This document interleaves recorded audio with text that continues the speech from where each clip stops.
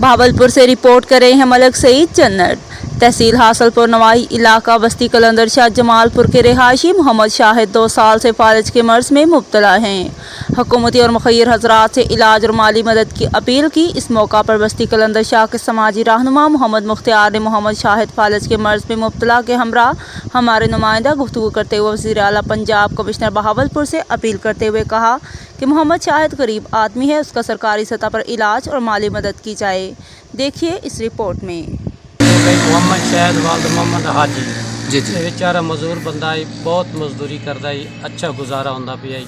2 साल तो तकरीबन इस फालिज का अटैक होया। जहनी तवाज़ुनी दुरुस्त इन्हां दा नहीं और लत्त और बाजू खब्बे बाजू और लत्त में मसला है, ना टुर सकते ना चल सकते। इस वक्त इन्हां दी बहुत ही हालत नाजुक है। इन्हां दा घर दा गुजारा नहीं चल सकता बिल्कुल। कदे बच्चे भुखे पे होंदे ने, कदे दुप्पे पे होंदे ने, कदे किस तरह कोई इन्हां दा हालात कोई नहीं, कोई इन्हां दी मदद नहीं कर रहा। और इन्हां वास्ते ये चाहिए कि रोटी इन्हां वास्ते बड़ी मुश्किल है। अच्छा मुख्तार साहब, ये बताएं कितने अरसे से बीमार है और इनको मर्ज क्या है? 2 साल से जी फालिज होया है इन्होंने। अच्छा, इन्होंने कोई हुकूमती इमदाद इनको मिली है जी? कोई नहीं मिली, कोई ना कोई किसी ने नहीं लीती, ना कोई वोटां वाले ने ना